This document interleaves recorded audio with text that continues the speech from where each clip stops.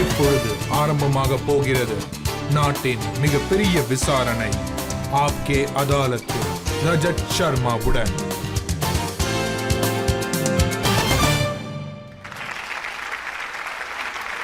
வணக்கம். Thank you thank you thank you thank you thank you thank you thank you. ரொம்ப நாளைக்கு அப்புறம் நாம் சந்திக்கிறோன்னு எனக்கு தெரியுது. நீங்களும் ரொம்ப நாளாக ஆப்கே அதாலத்தோட ஃப்ரெஷ் எபிசோட்ஸை பார்க்கல. எனக்கு உண்மையிலேயே ரொம்ப சந்தோஷமா இருக்கு. நாம சரித்திரம் படைக்க போறோம். அதுக்கு நீங்க எல்லாரும் சாட்சியா இருக்க போறீங்க. இன்னைக்கு ஆப்கி அதாலத்தில் ஒரு நபரை நாங்க அறிமுகப்படுத்த போறோம். அவரை பத்தி தெரிஞ்சுக்க எல்லாருமே ரொம்ப ஆவலோட இருக்காங்க. அவர் எப்படிப்பட்டவர்னா, இந்த உலகத்தோட 3வது பணக்காரரா ஆனவர். இன்னும் சொல்ல போனா அவர் தன்னை பத்தி அதிகமா பேச மாட்டாரு. ஆனாலும் நாம இன்னைக்கு சரித்திரம் படைக்க போறோம். முதல் முறையா இப்பதான் பப்ளிக் முன்னாடி இவர் வராரு. உங்க கேள்விகளுக்கும் பதில் சொல்ல போறாரு. ப்ளீஸ் வெல்கம் இந்தியாவின் மிகப்பெரிய தொழிலதிபர் கௌதம் அடானி.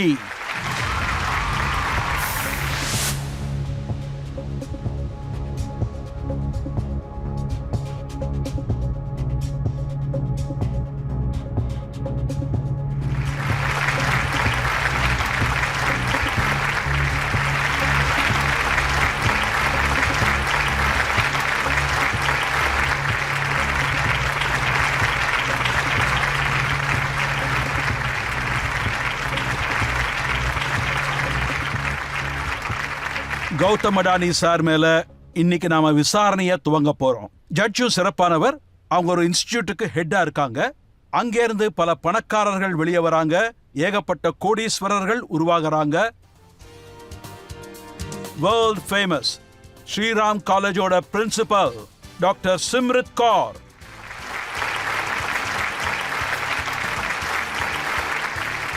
தேங்க்யூ. விசாரணை ஆரம்பிக்கிறதுக்கு முன்னாடி டாக்டர் கௌர், நீங்க எங்களுக்கு அனுமதி அளிக்கணும். தாராளமா ஆரம்பிக்கலாம். ஓகே கௌதம் சார், உங்க மேல நான் பழிய சொல்றதுக்கு முன்னாடி, உங்க மேல குற்றத்தை சுமத்துறதுக்கு முன்னாடி, கௌதம் அடானியை பத்தி ஒரு சில விஷயங்களை நான் சொல்ல ஆசைப்படுறேன். உலகத்துல டாப் ரிச்சஸ்ட் பீப்புள் இருந்து ஒருத்தர், ஏசியாவின் மிகப்பெரிய பணக்காரர் கௌதம் அதானியின் கதை இது. ஒரு படத்தின் ஸ்கிரீன் பிளே மாதிரியே இருக்கும்.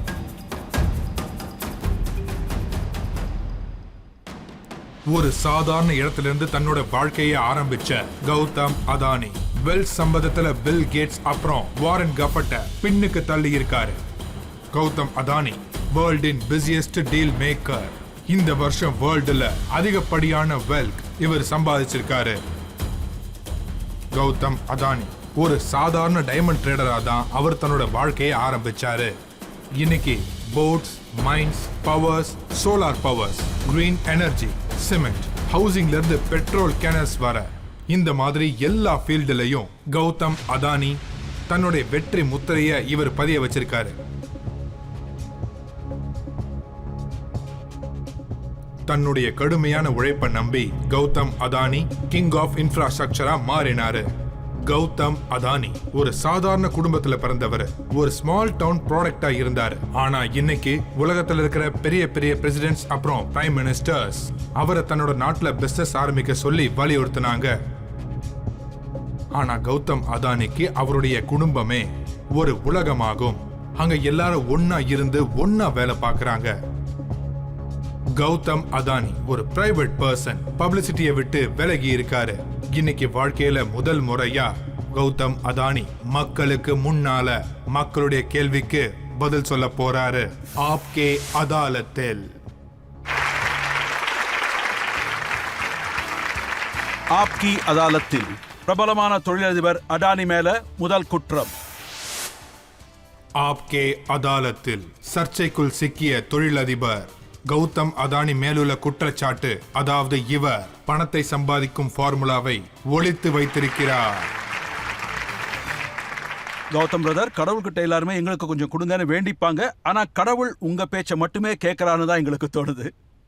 நானும் பல வருஷமா ரிசர்ச் பண்ணிட்டு இருக்கேன் உங்க வெல்த் எவ்வளவுன்னு. அது டெய்லி இன்க்ரீஸ் ஆகுது. எனக்கு தெரிஞ்சு இந்த ப்ரோக்ராம் முடியும் தருவாயில நீங்க ஒரு 1000-2000 கோடி எக்ஸ்ட்ரா சம்பாதிச்சிருப்பீங்க. ஸோ அது என்ன ஃபார்முலா, எப்படி சம்பாதிக்கிறீங்க?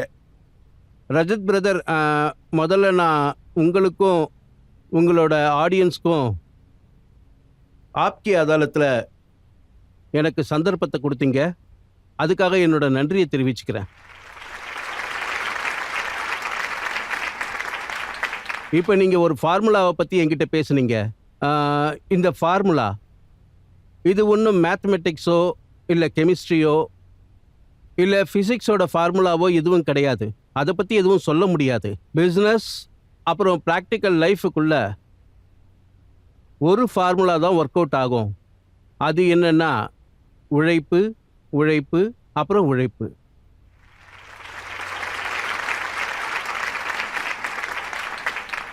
இதை நானும் பார்த்துருக்கேன். எனக்கு என் ஃபேமிலியோட சப்போர்ட், என் சீனியர்களோட சப்போர்ட், என் டீமோட சப்போர்ட், அதுவும் எல்லாத்துக்கும் மேலே கடவுளுடைய ஆசீர்வாதம், அதோட அவருடைய கிருபை எனக்கு எப்பவும் இருந்திருக்கு. நான் நியாயமாக வேலை செய்வேன். நான் ஒரு நிஜத்தை ஒத்துக்கிறேன். இந்த காரணத்தால தான் இதுக்கு வேறு ஷார்ட்கட் எதுவும் கிடையாது. யார் வேணாலும் ஒரு சக்ஸஸ்ஃபுல் பர்சனாக வரணும்னா உன்னோட நேர்மையும் உழைப்பும் இருக்கணும். மற்ற விஷயங்களில் கடவுள் மேலே பாரத்தை போட்டுருங்க. இது ஒன்று தான் ஃபார்முலா. அது சரி, கடவுள் மேல எவ்வளவு பாரத்தை தான் போடுறது கௌதம் பிரதர்? டிசம்பர் 2021 உங்க வெல்த் 9,62,322 crores. டிசம்பர் 2022 ஒரே வருஷத்துல 18,759 crores. ஒரு வருஷத்துல 9 crores மேல கடவுள் இப்படியா தருவாரு? இதை பாருங்க ரஜத் பாய், நான் இந்த ஃபிகர் விளையாட்டில் போகிறதே கிடையாது. என்னை பொறுத்த வரைக்கும் மேஜர் விஷயம் என்னன்னா, நான் இந்த நாட்டுடைய மாற்றத்துக்காக என்ன பண்ணலான்னு யோசிப்பேன். அப்படி நீங்கள் பார்க்கும்போது ஃபிகர்ஸ் ஏன் அதிகமாகுது? அப்போ எனக்கே தெரியுது, நம்ம நாடு வளர்ச்சியை நோக்கி தான் நகர்ந்துக்கிட்டு இருக்கு.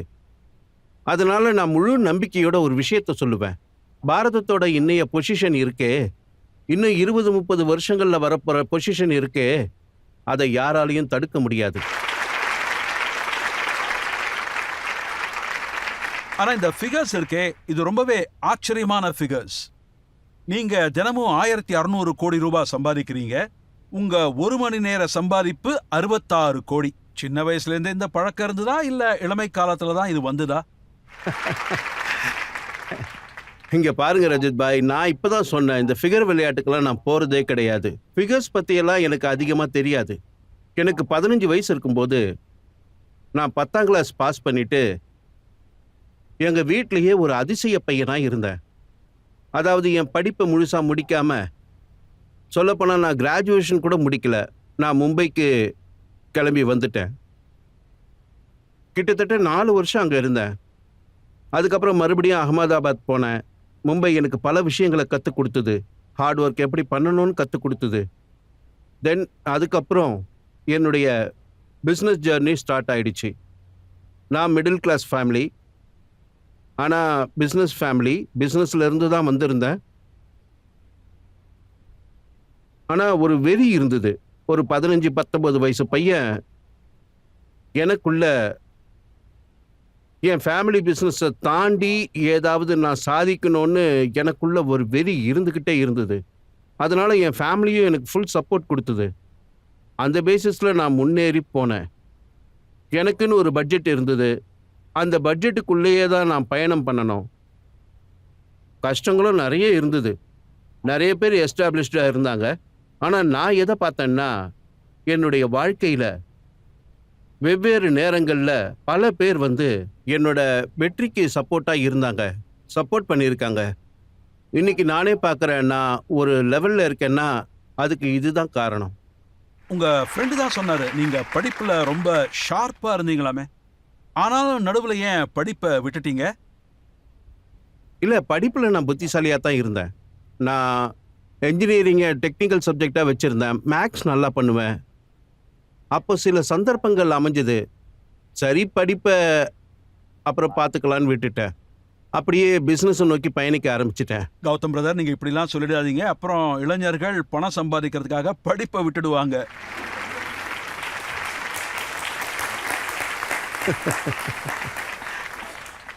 என்னை பொறுத்த வரைக்கும் படிப்புங்கிறது ரொம்ப முக்கியமானது.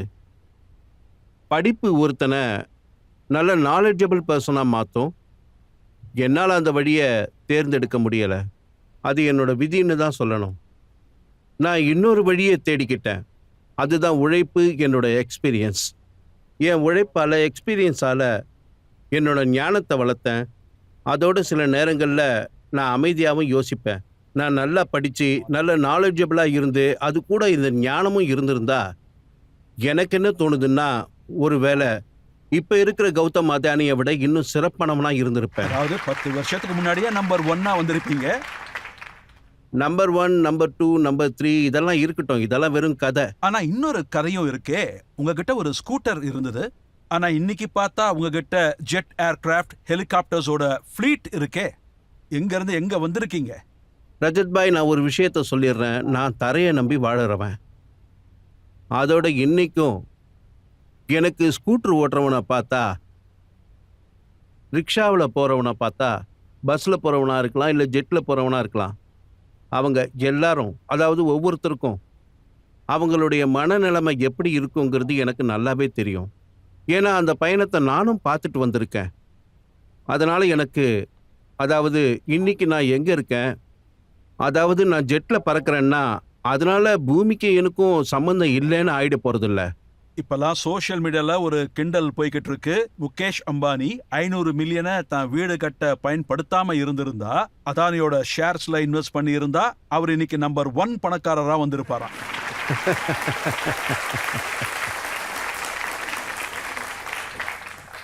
ரஜத் பாய், இந்த சோஷியல் மீடியாவை பொறுத்த வரைக்கும் அங்கே நிறைய கிரியேட்டிவிட்டி உருவாகுது.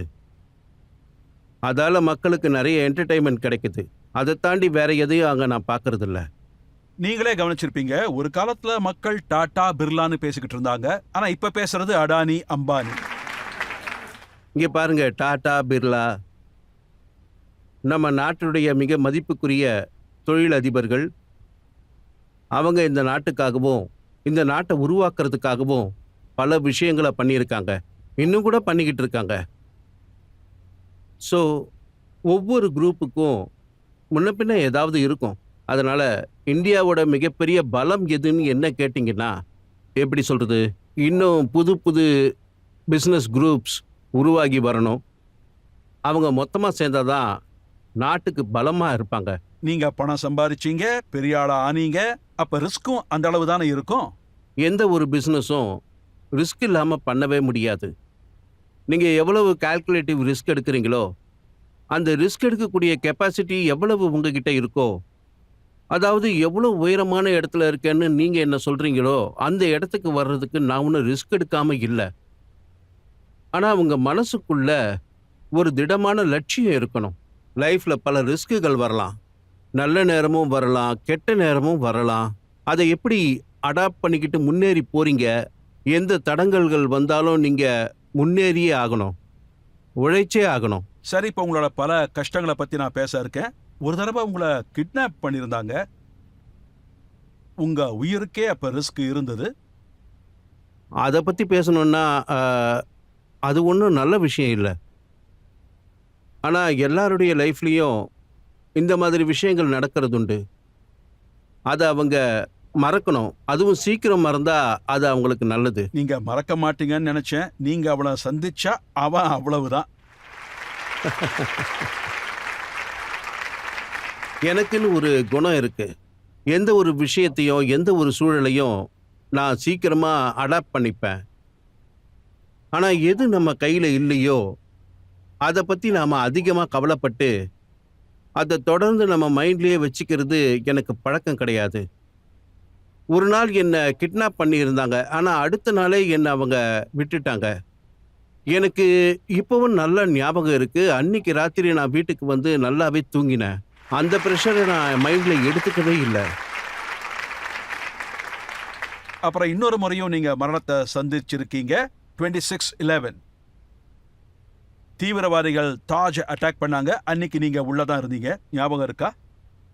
நல்லாவே ஞாபகம் இருக்கு. அன்னைக்கு நான் என் கண்ணு முன்னாடியே டெரரிஸ்ட்டுங்களை பார்த்தேன். அவங்க வந்து ஃபர்ஸ்ட் ரவுண்டு ஃபயர் பண்ணப்ப அதை என்னோட கண்ணாலேயே நான் பார்த்தேன். அந்த நேரத்தில் கடவுளுக்கு தான் நான் நன்றியை சொன்னேன். எப்படி சொல்றது, என் வாழ்க்கையில மறக்க முடியாத 2 சம்பவங்களை நான் பார்த்துருக்கேன். மரணத்தை என் பக்கத்தில் பார்த்துருக்கேன். அதிலிருந்து வெளிவந்தது கடவுளுடைய ஆசீர்வாதம் தான். ஒரு நூல் இழையில நான் தப்பிச்சு வந்திருக்கேன். 26/11 நைட்டை மொத்த நாடே பார்த்தது.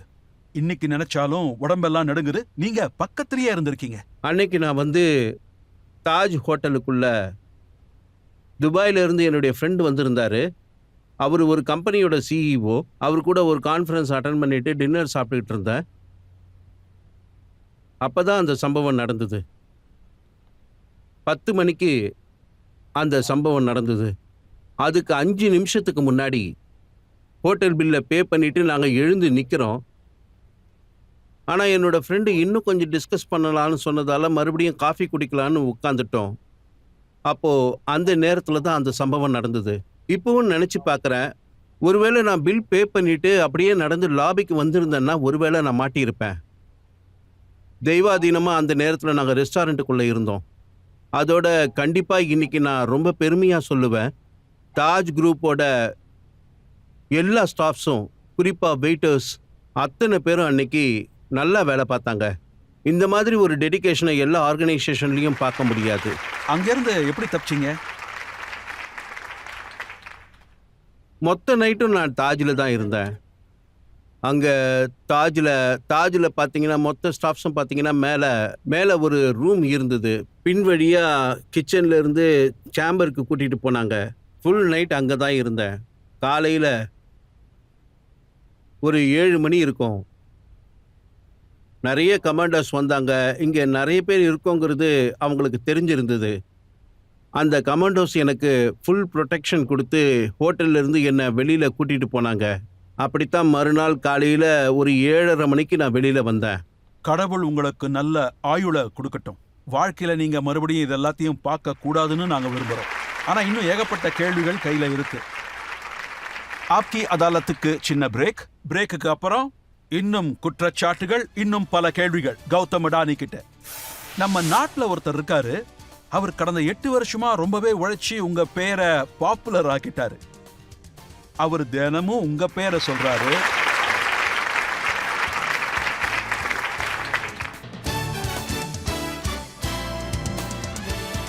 ஆப்கி அதாலத்தில் இன்று கௌரவ விருந்தினர் பிரபலமான தொழிலதிபர் கௌதம் அடானி. அவர் மேலுள்ள அடுத்த குற்றச்சாட்டு, ஆப்கே அதாலத்தில் மிக பிரபலமான தொழிலதிபர் கௌதம் அதானி மேலுள்ள குற்றச்சாட்டு. இவரை வந்து நன்றியற்றவர்னு சொல்றாங்க. கௌதம் சார், உங்க பேர் வந்தவனே மக்கள் என்ன சொல்றாங்க தெரியுமா? இவர் பேர் ஒன்னே போதுங்கிறாங்க. கௌதம் அடானி. நம்ம நாட்டில் ஒருத்தர் இருக்காரு. அவர் கடந்த 8 வருஷமா ரொம்பவே உழைச்சி உங்க பேரை பாப்புலர் ஆக்கிட்டாரு. அவர் தினமும் உங்க பேரை சொல்றாரு. அவர் பேர் உங்களுக்கே தெரியும், ராகுல்.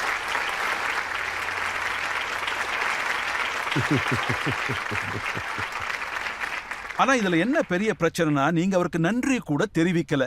ஏன் தெரிவிக்கல? இதை பாருங்க ரஜித் பாய், ராகுல் சார்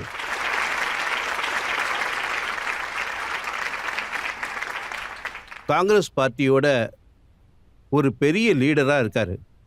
அதோட என்னை பொறுத்த வரையில் என்ன மாதிரி இண்டஸ்ட்ரியலிஸ்ட் அவரை பற்றி ஏதாவது சொல்கிறது அவ்வளோ நல்லதில்லை. அவர் ஒரு மதிக்க வேண்டிய தலைவர். நானும் தான் அவரை கவனிக்கிறேன். அவரும் நாட்டோட முன்னேற்றத்தை தான் விரும்புகிறாரு. ஆனால் என்ன பண்ணுறது, பொலிட்டிக்கல் ஆவேசத்தில் அவரோட ஸ்டேட்மெண்ட் வெளியில் வந்துடுது. நானும் அதை ஒரு பொலிட்டிக்கல் மேட்டராக பார்த்து பெருசாக எடுத்துக்கிறது இல்லை. இந்த பாருங்க, நீங்க அவரை குத்தி காட்டி பேசுறது இல்லை, ஆனால் அவர் உங்களை குத்தி காட்டி பேசுறாரு. ஒரு 2-3 உதாரணத்தை சொல்றேன். ராகுல் காந்தி சொல்றாரு, இது ஒன்றும் ரொம்ப பழைய நியூஸ் இல்லை, February 2022 மோடிஜி கவர்மெண்ட் இந்தியாவோட எல்லா ஏர்போர்ட், எல்லா போர்ட்டையும், எல்லா கேஸ், எல்லா டிரான்ஸ்மிஷன், எல்லா பவரையும், மைனிங்கையும் கிரீன் எனர்ஜி கேஸ் மொத்தத்தையும் அடானி கிட்ட கொடுத்துட்டாரே. ஸ்ரீ ரஜத் பாய், குற்றம் சுமத்தும் போது நீங்க ஒரு விஷயத்தை கவனிக்கணும். கவனமா கேட்டுக்கோங்க.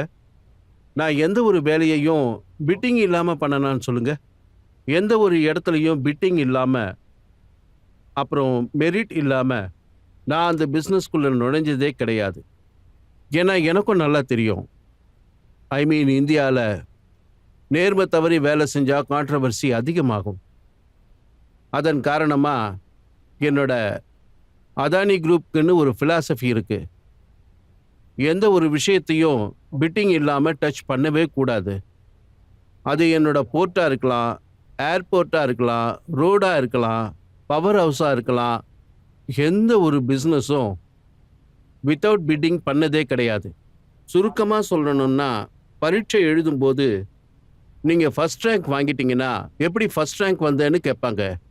கொஸ்டின் பேப்பர் லீக் ஆயிடுச்சுன்னு சொல்லுவாங்க. சரி, அவங்க சொல்லட்டும். ஆனால் அது அக்செப்ட் ஆகணும்ல. என் மேலே இப்படி ஒரு குறைய ராகுல் சார் கூட இது வரைக்கும் சொன்னதில்லை. அதாவது இங்கே நடந்த பிட்டிங்குள்ள ஏதாவது தில்லுமுள்ளு இருக்கு, அந்த தில்லுமுள்ளு காரணமாக தான் அது எனக்கு கிடைச்சதுன்னு. நான் இன்னும் கொஞ்சம் தெளிவாகவே சொல்கிறேனே.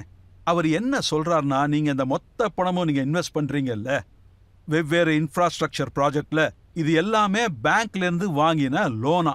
கிட்டத்தட்ட 2 lakh crores லோன் இருக்கான் கௌதம் அடானி பேரில். இது எல்லாமே பப்ளிக்கோட மணியா, அதை வச்சு நீங்கள் பிஸ்னஸ் பண்ணுறீங்களாம். ரஜத் பாய், நீங்களும் ஒரு நல்ல கேள்வியை தான் கேட்டிருக்கீங்க. நான் உங்களுக்கு சொல்கிறேன், இன்ஃப்ராஸ்ட்ரக்சர் நீங்கள் ப்ராஜெக்ட் பண்ணும்போது எந்த ஒரு இன்ஃப்ராஸ்ட்ரக்சரும் ஒன்று பேங்க்கோட டேட் இருக்கும், அது மேலே நீங்கள் ஈக்விட்டியை போடுறீங்க. 30% 40% நீங்கள் உங்கள் பணத்தை போடுறீங்க, மீதி பணத்தை பேங்க் உங்களுக்கு லோனாக கொடுக்குதுன்னு வைங்க. இப்போ கேள்வி என்னன்னா, நீங்கள் எந்த லோனை வாங்குறீங்களோ அந்த லோன், அதில் உங்களோட ரேட்டிங் என்ன? இன்னைக்கு நான் உங்கள் மூலமாக ஒரு செய்தியை சொல்ல ஆசைப்படுறேன். நாங்கள் வாங்குகிற லோனுக்குள்ள அதானி குரூப் ஒரு குரூப் தான் இந்தியாவிலேயே இருக்குது. எங்களுக்கு எந்த விதமான பொலிட்டிக்கல் சப்போர்ட்டும் கிடையாது. எங்களுக்கு பேங்க்கும் கொடுக்கறது கிடையாது. ஒரு இண்டிபெண்ட் ரேட்டிங் ஏஜென்சி இருக்குது, அவங்களுக்கு தான் கொடுப்பாங்க. அவங்க உங்கள் மொத்த ஃபைனான்ஷியல் ரேட்டிங்கையும் பார்த்துட்டு தான் கொடுப்பாங்க. அதை பேசிக்காக வச்சு தான் நாங்கள் யாருக்கு லோன் கொடுக்கணுமோ அவங்களுக்கு கொடுப்போம். இதில் பார்த்தீங்கன்னா இந்தியாவுக்குள்ளேயும் இருக்கும், அதில் இந்தியன் பேங்க்ஸும் இருக்கும், அங்கே எல்லா கார்ப்பரேட்டும் இருப்பாங்க. இன்றைக்கி அதானி குரூப்போட எல்லா கம்பெனிஸும் இந்தியாவோட ரேட்டிங் இருக்க பாரதத்துடைய அதுக்கு ஈக்குவலாக இருக்கும், விச் இஸ் த சாவரிங் ரேட்டிங். எப்போ அதானி குரூப்புக்கு எவ்வளோ டிசிப்ளின் ரேட்டிங் இருக்கோ, இன்னைக்கு வரைக்கும் எனக்கு என்னோட 25 வருஷ அனுபவத்தில் என்னோட பேமெண்ட் ஒரு நாள் கூட டிலே ஆனது கிடையாது, குறைவாகவும் கட்டினது கிடையாது. அதனால தான் அதானி குரூப்புக்கு எப்பெல்லாம் பணம் வேணுமோ, எந்த டெவலப்மெண்ட்டாக இருந்தாலும் எல்லாரும் கொடுக்க தயாராக இருக்காங்க. ராகுல் சார் என்ன சொல்றாருன்னா, மோடி சார் தான் உங்களுக்கு எல்லாமே வாங்கி கொடுக்குறாராமே. நீங்களே கவனிங்க, 2013க்கு அப்புறம் அப்போ 80% பணம் நாங்கள் இந்தியன் பேங்க்ல இருந்து தான் வாங்கியிருக்கோம். ஆனால் இன்னைக்கு பார்த்தா அதோட வேல்யூ இன்னைக்கு 35% ஆயிடுச்சு. அதோட நாங்கள் ஃபுல் இன்டர்நேஷ்னல் மார்க்கெட்டில் குளோபல் ரேட்டிங் பண்ணிட்டு போயிட்டோம். அதனால் இன்னைக்கு குளோபலுக்குள்ள நம்ம இந்தியாவோட யாராவது சொல்கிறதுனால யாருக்கும் பணம் கிடைக்கிறது கிடையாது. அது அவங்க ரேட்டிங் அண்ட் அவங்க கவர்னன்ஸ் கணக்குப்படி தான் தருவாங்க. அப்புறம் இன்னொரு விஷயமும் சொல்ல ஆசைப்பட்றேன். நம்மளோட எல்லா கம்பெனியோட ரேட்டிங்ஸ் இருக்கு இல்லையா, அதோட எங்களோட டிஸ்க்ளோசர்ஸ் இருக்காங்களே, அந்த டிஸ்க்ளோசரை வச்சு எங்களோட கம்பெனியில் வேர்ல்டு வைஸ் 3rd இஎஸ்ஐ லெவலில் அவங்களுக்கு அவார்டு கிடைச்சிருக்கு. அதனால் இதெல்லாம் குற்றச்சாட்டுகள் எல்லாமே பொய்யானது. என்ன பண்ணுறது, அரசியலுக்காக அவங்க இப்படியெல்லாம் பொய் பேச தான் செய்வாங்க. அதுக்கான பதில இந்த லேண்டர்ஸ், நாங்கள் பாரோவர்ஸ், இந்த லேண்டர்ஸ் இருக்காங்கல்ல, அவங்களோட எங்களுக்கு இன்னைக்கு வரைக்கும் எந்த பிரச்சனையும் இல்லை. லோன் கவர்மெண்ட் பேங்க்ல இருந்து தான் கிடைக்குதான். அதோட 40% லோன் 2022 இடையில தான் கிடைச்சுதான்.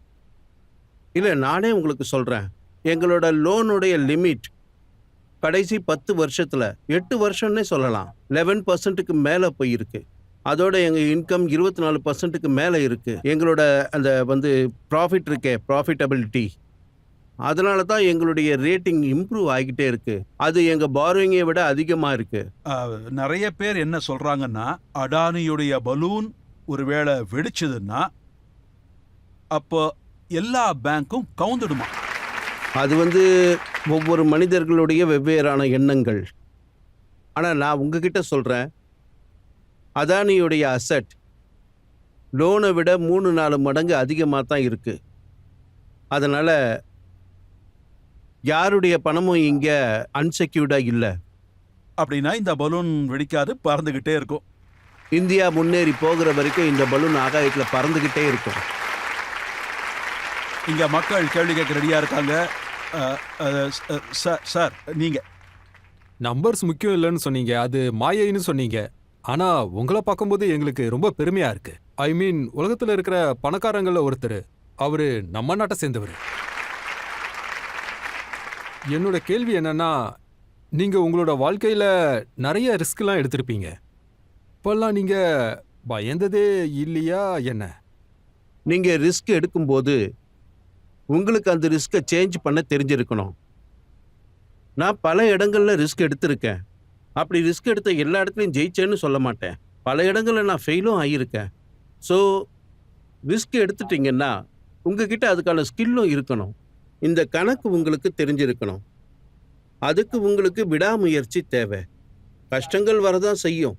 நீங்கள் எந்த காரியத்தை எடுத்தாலும் அது ஒன்றும் அவ்வளோ ஈஸி கிடையாது. கண்டிப்பாக நீங்கள் வெற்றி அடைவீங்கன்னு உங்களால் உறுதியாக சொல்ல முடியாது. தடங்கல்களும் அதில் வரும். அதில் உங்கள் இன்டென்ஷன் சரியாக இருக்கணும். விடாமுயற்சியோடு செயல்பட்டால் வெற்றி அடைவீங்க. இது என்னோட அனுபவம். நீங்கள் அவ்வளோ சீக்கிரம் தோத்துற மாட்டீங்க.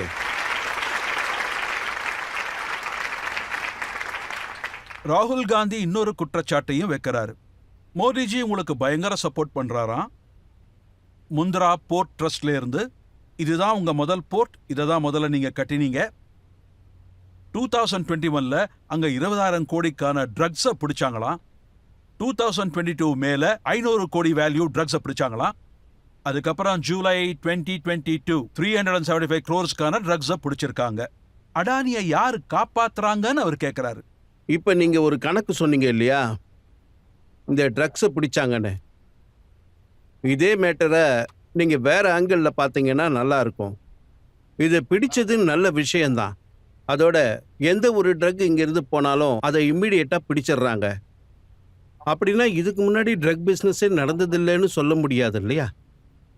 ஆனாலும் இன்னைக்கு நான் என்னுடைய எல்லா ஏஜென்சியும் பாராட்ட விரும்புகிறேன்.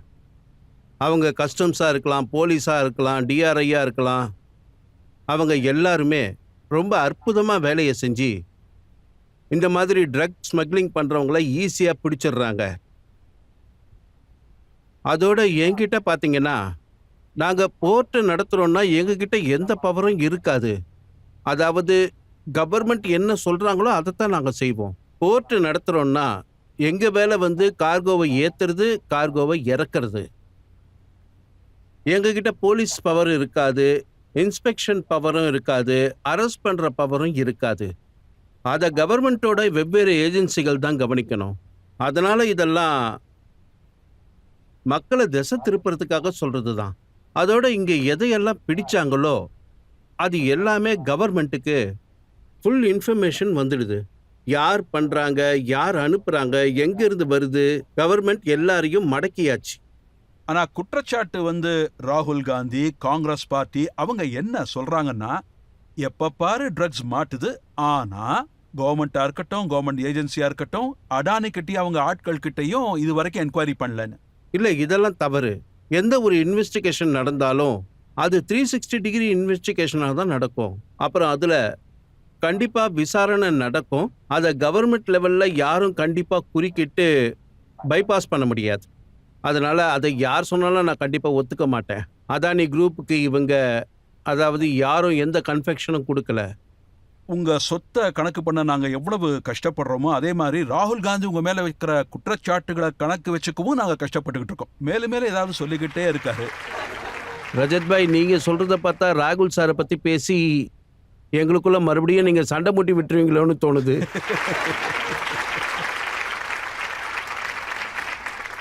நாளைக்கே அவரு இன்னொரு ஸ்டேட்மெண்ட்டை விடுவாரு.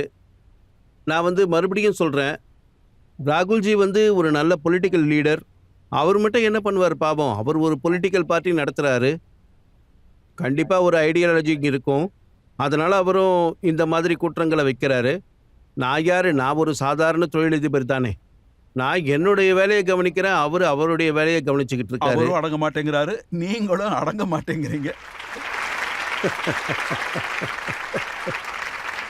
அவர் என்ன சொன்னார்னு கொஞ்சம் கேளுங்களேன். அவருக்கு இந்த விஷயமும் பிரச்சனையா தான் இருக்கு.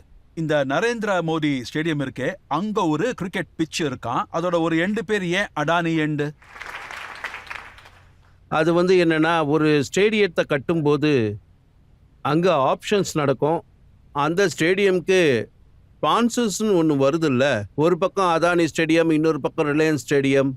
ஸோ 2 குரூப்ஸும் பணத்தை கொடுத்து ரைட்ஸ் வாங்கியிருக்காங்க. அதில் என்ன தப்பு இருக்குன்னு எனக்கு தெரியல.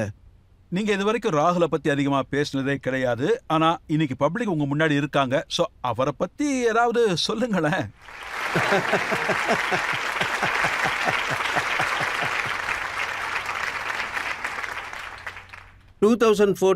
எலெக்ஷனுக்கு அப்புறம், அந்த எலெக்ஷன் பீரியட்லயும் அதுக்கப்புறமும் அப்போ கண்டினியூஸா ராகுல் சார் என்னை தொடர்ந்து அட்டாக் பண்ணாரு.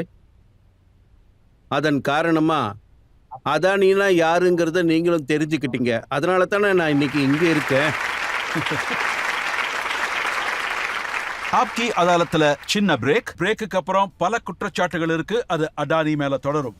ஆந்திர பிரதேஷ்ல 60,000 crores, ஒடிசால 57,000 crores, வெஸ்ட் பெங்கால 35,000 crores. இதுக்கப்புறமும் மக்கள் என்ன சொல்றாங்கன்னா, மோடி அடானியோட வாட்ச்மேன், மோடி தான் அடானிய உருவாக்கினாருன்னு சொல்றாங்க. Welcome back. ஆப்கி அதாலத்தில் விசாரணை போய்கொண்டிருக்கிறது. பிரபலமான தொழிலதிபர் கௌதம் அடானி மீண்டும் விசாரணை தொடங்குகிறது. ஆப்கே அதாலத்தில் சர்ச்சையில் சிக்கிக்கொண்ட தொழிலதிபர் கௌதம் அதானி மேல் உள்ள குற்றச்சாட்டு, இவர் மாறு வேடம் போடுபவர். கௌதம் பிரதர், இவ்வளவு நேரமா நான் உங்ககிட்ட ராகுல் காந்தியை பத்தி கேட்டேன். ஆனா நீங்க மாறு வேடம் போடுறவர். ராகுல் காந்தி தன்னுடைய பாரத் ஜோடோ யாத்ரா மூலம் RBI former governor Raghuram Rajan கிட்ட பேசினாரு. அப்ப அவர் சொன்ன வார்த்தை, நான் பார்லிமெண்ட்ல இருக்கிற ஒரு வாட்ச்மேன் கிட்ட பேசினேன். அந்த வாட்ச்மேன் இல்ல, உண்மையான வாட்ச்மேன். அப்ப அந்த வாட்ச்மேன் ராகுல் காந்தி கிட்ட சொன்னாராம், 4 வருஷத்துக்கு முன்னாடி அவர் அடானியோட ஷேரை வாங்கினாராம். நிறைய லாபம் சம்பாதிச்சு அவர் லட்சாதிபதி ஆயிட்டாராம். அவரு உங்களை பாராட்டி இருக்காரு. எந்த சந்தர்ப்பத்தில் அவங்க இதையெல்லாம் பேசி இருப்பாங்கங்கிறது எனக்கு தெரியாது. ஆனால் என்னை பொறுத்தவரை எந்த சாதாரண மனுஷனோ, அவர் சின்ன இன்வெஸ்டரோ இல்லை பெரிய ஆளோ, அவர் அதானி குரூப்பில் இன்வெஸ்ட் பண்ணிட்டு அதிலிருந்து பணத்தை சம்பாதிக்கிறாருன்னா அது கண்டிப்பாக எனக்கு சந்தோஷமான விஷயந்தான். அதனால் என்ன சொல்ல வரேன்னா, ராகுல் சார் இந்த விஷயத்த சாதாரணமாக தான் சொல்லியிருப்பார். அதுலேருந்து அவுட்கம்ங்கிறது எனக்கு ஃபேவராக இருக்குமா இல்லையாங்கிறதெல்லாம் எனக்கு நிச்சயமாக தெரியாது. இது உங்களுக்கு ஃபேவரபிளாக தான் இருந்தது. ஏன்னா காங்கிரஸ் ஆலோசனை நடத்துறாங்க, ராகுல் காந்தி ஆலோசனை நடத்துறாரு.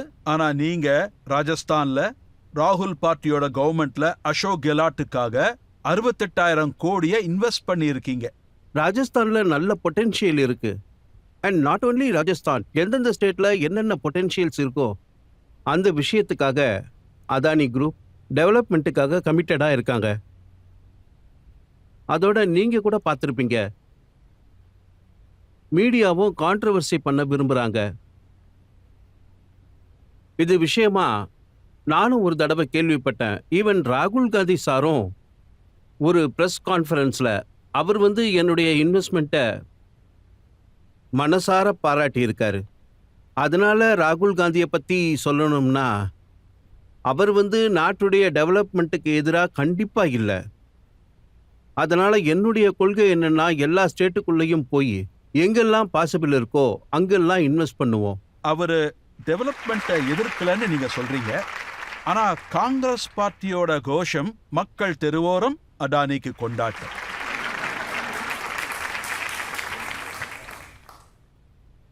இங்க பாருங்க, பொலிட்டிக்கல் நெரேட்டிவை நீங்க எப்படி வேணா எடுக்கலாம். அல்டிமேட்லி நீங்க எனக்கு ஒன்று சொல்லுங்க, அவங்க சொல்ற குற்றச்சாட்டுல ஒன்று வந்து பொலிட்டிக்கல் ஸ்டேட்மெண்ட், அப்புறம் இன்னொன்று ரியலி ஜென்யூன் குற்றச்சாட்டு. பப்ளிக் டிசைட் பண்ணட்டும், நீங்க டிசைட் பண்ணுங்க. நாங்க செய்யற வேலை இருக்கே, அதுல ரியாலிட்டி என்ன, உண்மை என்ன? எனக்கு தெரிஞ்சு இன்னைக்கு கண்டிப்பா முடிவாயிடும்.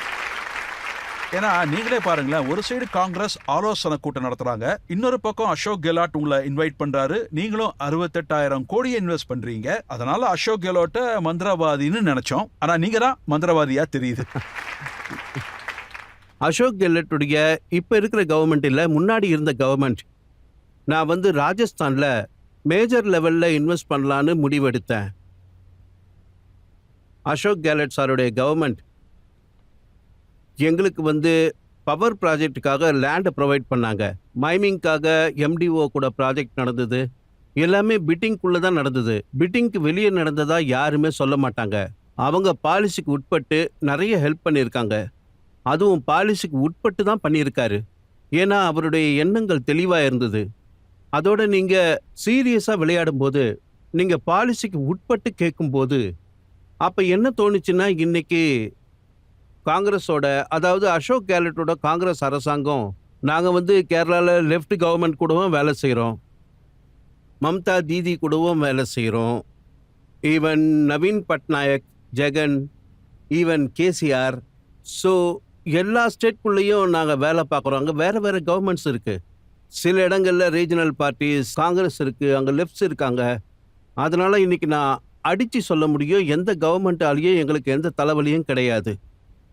அதனால இந்த மாதிரி ஸ்டேட்மெண்ட் வருதுன்னா அது அதோட இடத்துல இருக்கட்டும். நீங்க ஒரு சீரியஸான பிளேயரா இருந்தா, உங்க வார்த்தையை நிறைவேற்றுறவரா இருந்தா, ஒவ்வொரு ஸ்டேட்டுக்கும் வாக்கு கொடுக்குறீங்க இல்லையா, அந்த வாக்குக்கு தகுந்த மாதிரி டெவலப்மெண்ட் இருக்கணும்.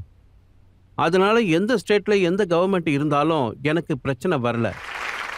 ஆனா கௌதம் பிரதர், இங்க இம்ப்ரெஷன் என்னன்னா, எங்கெல்லாம் மோடியுடைய கவர்மெண்ட் இருக்கோ அங்கெல்லாம் மட்டும்தான் நீங்க இன்வெஸ்ட் பண்றீங்களா? எங்க பிஜேபி கவர்மெண்ட் இருக்கோ அங்கெல்லாம் உங்களுக்கு அதிக ப்ராஜெக்ட்ஸ் கிடைக்குதா? நான் மறுபடியும் அதான் சொல்றேன். இன்னைக்கு அதானி குரூப் 22 ஸ்டேட்ஸ்ல வேலை செய்யறோம், சந்தோஷமா இருக்கு. அங்க எல்லா இடத்துலயும் பிஜேபி கவர்மெண்ட் இல்லையே.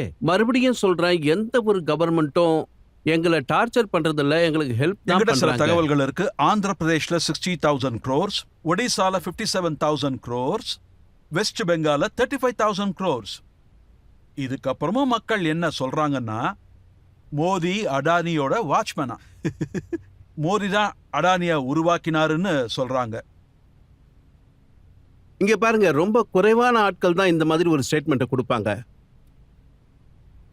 அவங்களுக்கு மோடிஜி கிட்ட ஏதாவது பிரச்சனைகள் இருக்கலாம், ஐடியாலஜிக்கலி ஏதாவது சண்டை இருக்கலாம்.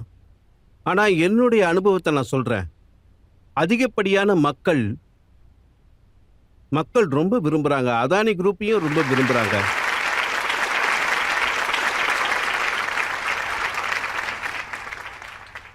அதோட அதானி மாடல்ல அவங்களுக்கு எந்த விதமான குறைகளும் நிச்சயமா தெரியல. சரி சொல்லுங்க, இது உண்மைதானா? முதல்ல நீங்க பண்ண இன்வெஸ்ட்மெண்ட் வந்து முந்த்ரா போர்ட், அது உங்க போர்ட் தானே? அதுக்காக முதல்ல மோடிஜி வந்து ஸ்கொயர் ஃபீட் ₹1 உங்களுக்கு நிலத்தை கொடுத்தாரா? ₹1 அவர் கொடுத்த நிலம் இருக்கே, அது வந்து ரஜத் சார், இப்ப நான் ஒரு உண்மையை சொல்றேன், அது வந்து நிலமே கிடையாது. இந்த கடல் தண்ணி இருக்கே, சீ வாட்டர் ஹை டைட்ல வரும்போது அந்த நிலம் அப்படியே உள்ள போயிடுது. அங்க வந்து 10 ஃபீட்டுக்கு 3-4 மீட்டருக்கு அது மேல ரெகுலரேஷன் பண்ணும். அந்த ரெகுலரேஷனுடைய காஸ்ட் நிலத்தோட காஸ்ட்டை விட அதிகமா இருக்கும். இன்னைக்கும் பாத்தீங்கன்னா, நீங்க முத்ரா ஃபோர்ட்டை பத்தி ஒரு எக்ஸாம்பிள் கொடுக்குறீங்கன்னா, ஒரு யூனிக் எக்ஸாம்பிள் இருக்கு. நாங்க வந்து ஃபார்மர்ஸ் கிட்ட இருந்து 1 ஏக்கர் நிலம் கூட வாங்கல. அங்க நாங்க கஷ்டப்பட்டு ஒரு போர்ட்டை கட்டினதால தான் இப்ப அந்த இடத்துல லேண்ட் வேல்யூ அதிகமாயிருக்கு. அதாவது இன்னைக்கு எங்க மேல குற்றம் சொல்றது, அதாவது லேண்ட் வேல்யூ டெவலப் ஆகாத போது தான் எங்க கிட்ட கொடுத்துருந்தாங்க. இன்னைக்கு இருக்கிற ரேட்டை கம்பேர் பண்ணி எங்க மேல குற்றம் சொல்றது, அது அவ்வளோ சரியில்லைன்னு தான் நான் சொல்லுவேன். It's not fair. உங்க நண்பர் சொல்றாரு, அங்க லேண்ட் டெவலப் ஆயிட்டு இருக்கும்போது நீங்க 4 மணிக்கு எழுந்து கஷ்டப்பட்டு ஒரு வண்டியில உட்கார்ந்து அந்த இடத்துக்கு போவீங்களாம். ரஜத் பாய், அது என்னன்னா, நீங்க கடுமையா உழைச்சி நீங்களே கூட போய் நின்னாதான் இன்ஃப்ராஸ்ட்ரக்சரை உருவாக்க முடியும். அதுக்காக நீங்க வியர்வையை சிந்தனம். நான் வந்து தனியா இல்ல, என் கூட என்னோட ஸ்டாஃப்ஸ் எல்லாரும் என் கூட சேர்ந்து ஒண்ணா வேலை பார்த்தாங்க. அப்படிதான் இந்த முத்ரா போர்ட் நின்னுது. இன்னைக்கு நான் ஏன் சந்தோஷப்படுறேன்னா, நாங்க சூப்பரா டெவலப் பண்ணோம். அதாவது இந்த 10 வருஷத்துல இந்தியாவுடைய மிகப்பெரிய போர்ட் இதுதான். இங்க கவர்மெண்ட் ஒரு நயா பைசா இன்வெஸ்ட் பண்ணல. ரோட்ஸ் நாங்க தான் கனெக்ட் பண்ணி கொடுத்தோம். 200 கிலோமீட்டருக்கு பிரைவேட் ரயில்வே லைன் போட்டு கொடுத்துருக்கோம். ஏர்போர்ட் கட்டியிருக்கோம். கவர்மெண்ட் எங்களுக்கு லேண்ட் கொடுத்தது, டெவலப்மெண்ட் ரைட்ஸ் கொடுத்தது. வேற எதுவுமே கொடுக்கல. ஆனா ஒரு விஷயத்த சொல்லி ஆகணும். எப்பெல்லாம் எங்களுக்கு பெர்மிஷன் தேவைப்பட்டதோ அப்ப குஜராத்தோட எந்த கவர்மெண்ட் அங்க இருந்ததோ அவங்க எங்களுக்கு சப்போர்ட் பாருங்க, பண்ணாங்க. எந்த கவர்மெண்ட் இருந்தாலும் அது உங்களுக்கு ஹெல்ப் பண்ணிச்சு. அதுக்கு தான் மக்கள் சொல்லுவாங்க, குஜராத்ல கிமன் பாய், கேஷுபாய், நரேந்திர பாய், இவங்க எல்லாருக்கும் பாய் கௌதம் பாய்.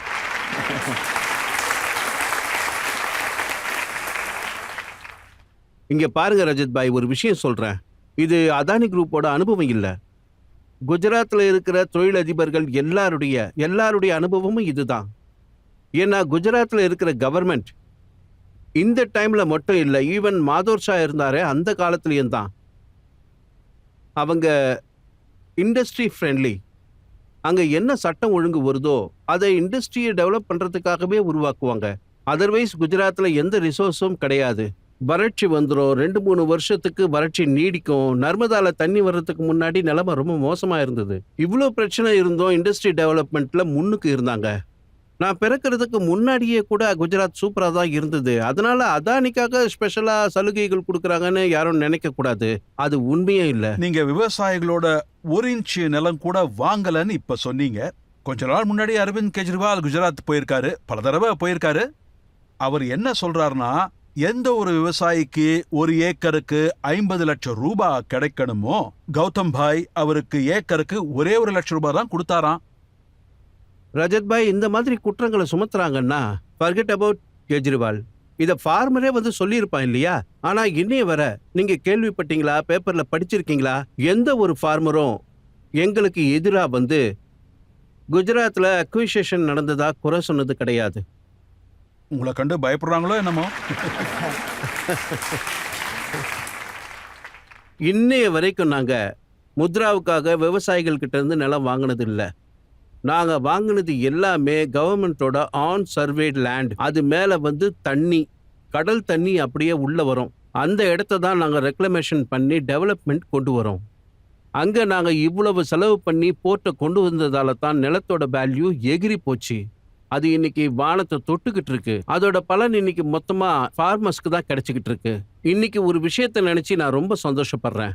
அதாவது அதானி குரூப்பால முந்த்ரால ஏன் அதிகப்படியான டெவலப்மெண்ட்டை கொண்டு வர முடியுதுன்னா, அந்த ஏரியாவை சுத்தி இருக்கிற ஃபார்மர்ஸ் கூடவும் அங்க இருக்கிற கம்யூனிட்டி கூடவும் எங்க பாடி ரொம்ப நல்லாவே செட் ஆகிட்டு இருக்கு. குஜராத்தோட ஃபார்மர்ஸ் கூட நான் இன்னைக்குமே பேசினது இல்ல. ஆனா தில்லியில ஒரு போராட்டம் நடந்தது. அவங்க சொன்னாங்க, மோடி ஒரு 3 கிருஷி சட்டத்தை கொண்டு வந்தாருன்னு. அது உங்க லாபத்துக்காக பண்ணாராமே. இங்க பாருங்க ரஜித் பாய், நீங்க அதை உன்னிப்பா கவனிச்சீங்கன்னா எங்களுக்கு அந்த கிருஷியில ரொம்ப லிமிட்டடா தான் எக்ஸ்போசர் இருக்கு. அது கொஞ்சமாக தான் இருக்கு. ஃபுட் கார்பரேஷன் ஆஃப் இந்தியாவுக்காக நாங்கள் ஒரு வேர் ஹவுஸ் கட்டி கொடுத்துருக்கோம். அந்த வேர் ஹவுஸ்குள்ளே இருக்கிற அத்தனை வீட்டும் அதை அதானி குரூப் யாருமே வாங்கினதில்லை. நாங்கள் தான் அதோட ஓனர்னு சொல்லிக்கிட்டதில்லை. அங்கே ஃபுட் கார்பரேஷன் விவசாயிகள் கிட்ட இருந்து அதை வாங்கி அவங்களே வச்சுக்கிறாங்க. அப்புறம் பிலோ பாவர்ட்டி லைனுக்காக சிட்டிசன்ஸ்க்கு சப்ளை பண்ண வேண்டியதை அவங்க பண்றாங்க. நாங்க ஒரு இன்ஃப்ராஸ்ட்ரக்சரை தான் ப்ரொவைட் பண்றோம். அதுல என்னன்னா, முதல்லயே உங்களுக்கு இந்த இன்ஃபர்மேஷனை சொல்லிட்டாங்களாம். இப்படி ஒரு பில் பாஸ் பண்ண போறோம், நீங்க உங்க இன்ஃப்ராஸ்ட்ரக்சரை ரெடி பண்ணிக்கங்க, நீங்க ஒரு கோல்ட் ஸ்டோரேஜை ரெடி பண்ணிக்கிங்க, அதனாலதான் இப்ப லாபம் அடையறீங்களாம். இதை பாருங்க, இது எல்லாமே ஒரு பொய்யான தகவல் தான். ஃபார்மர் ப்ராடக்ட் பண்றான், அதுக்கான டிமாண்ட் மார்க்கெட்ல என்னன்னு அவனுக்கு தெரியாது. அவன் ப்ராடக்ட் வெளியே வரும்போது மார்க்கெட்ல கீழே விழுந்துடுது. ஸ்டோரேஜுக்கும் இடம் இருக்காது. ஆனா இந்த கிருஷி சட்டம் அமலுக்கு வந்ததுன்னா அடானிக்கு அதனால லாபம் கிடைச்சிருக்குமா? எனக்கு தெரிஞ்சு இது ஒரு அருமையான சட்டம். ஏதோ அதானி குரூப்புக்கு லாபம் கிடைச்சதுக்காக இதை நான் சொல்றேன்னு நீங்க நினைக்காதீங்க. நிச்சயமா கிடையாது. நான் ஜெனியூனா ஒரு சிட்டிசனா ஃபீல் பண்றேன். நான் முதல்ல பாரதத்தோட சிட்டிசனா இருக்கேன். அதுக்கப்புறம் தான் அதானி சாம்ராஜ்யமே வருது. ஸோ எனக்கு தெரிஞ்சு அது ஒரு அருமையான சட்டம். ஆனா துரதிர்ஷ்டவசமா அதுல எல்லாரும் அரசியலை புகுத்தி அதை அழிச்சு விட்டுட்டாங்க. ஏன்னா இந்த நாடு இன்னைக்கு எப்படி சொல்றது, நம்ம நாட்டில் இன்னைக்கு 40 to 50% நிலம் வறட்சியா இருக்கு. அதனால டைரக்டாவோ இன்டைரக்டாவோ விவசாயத்தை நம்பித்தான் வாழ்ந்தாகணும். அதோட நம்ம நாடு நல்லா ஸ்ட்ராங்கா இருக்கு. ஸ்ட்ராங்குன்னா எப்படி சொல்ல, இந்தியாவுக்கு மட்டும் இல்லை, மொத்த வேர்ல்டுக்கும் நம்மால ஃபுட் சப்ளை பண்ண முடியும். அதை நாம ஸ்ட்ராங்கா வச்சுக்கணும்னா இங்கே மேஜர் ப்ராப்ளமே இன்ஃப்ராஸ்ட்ரக்சர் குறைபாடு. ரயில்வே மூலமாக பொருட்கள் சேர்றதில்ல, கோல்டு ஸ்டோரேஜ் இல்லை, வேர்ஹவுஸ் இல்லை. ஒரு சைடு பார்த்தீங்கன்னா அவங்க ரொம்ப கஷ்டப்படுறாங்க, நல்ல பொருட்கள் கிடைக்கிறதில்ல. அதோட இன்னொரு பக்கம் ஃபார்மர்ஸ்க்கு தேவையான பணம் கிடைக்கிறதில்ல. அதன் காரணமாக நல்ல சட்டங்கள் உருவாகி இருந்தா அதானி குரூப் நிச்சயமா அவங்களுக்காக நல்ல இன்ஃப்ராஸ்ட்ரக்சரை உருவாக்கி கொடுத்துருக்கோம். இன்னைக்கு நான் ஒரு விஷயத்த சொல்றேன். இன்னைக்கு நாம போர்ட் கட்டுறோம், ஏர்போர்ட் கட்டுறோம், ரோடெல்லாம் கட்டி கொடுத்துருக்கோம், பவர் ஹவுஸ் உருவாக்கி கொடுத்துருக்கோம். இதெல்லாம் அதானி ஃபேமிலிக்கோ இல்லை அதானி குரூப்புக்கோ பவர் சப்ளை கொடுக்கறதுக்காக உருவாக்கல, இந்த நாட்டு மக்களுக்காக தான் செய்கிறோம். இன்னைக்கு நாட்டு மக்கள் கண்கூடா பார்க்குறாங்க. 15 வருஷங்களுக்கு முன்னாடி கரண்ட்டுக்காக கஷ்டப்பட்டாங்க. நம்ம நொய்டால அடிக்கடி கரண்ட் கட் ஆகும். ஆனால் இன்னைக்கு பாருங்க, உங்களுக்கு எல்லாம் கிடைக்குது. இன்னைக்கு ஏர்போர்ட்டில் ஏகப்பட்ட வசதிகள் இருக்கு, நல்ல நல்ல ரோட்ஸ் இருக்கு. அதனால இந்த இன்ஃப்ராஸ்ட்ரக்சர் தான் ஒரு நாட்டை முன்னோக்கி கொண்டு போகுது. அதோட இங்கே பாருங்க, நிறைய யங்ஸ்டர்ஸ் இருக்காங்க, அவங்களும் அதிகமாக கனவு காண்றாங்க. இங்கே ஏகப்பட்ட ஜாப் கிரியேட் ஆகுது. அதனால நாடு முன்னேறிக்கிட்டே போயிட்டு இருக்கு. அதோட இன்ஃப்ராஸ்ட்ரக்சர் அதிகமாக உருவாகணும்னு சொல்கிறேன். அதை தவிர வேற வழியே கிடையாது. நீங்க ஏகப்பட்டது பண்ணிட்டீங்க. இன்ஃப்ராஸ்ட்ரக்சர் பில்ட் பண்ணீங்க, ஏர்போர்ட் கட்டினீங்க, போர்ட் கட்டினீங்க, டெய்லி வேஜஸ் கொடுக்குறீங்க. மோடிஜி உங்களுக்கு ஏதாவது பண்ணாரா இல்லையா?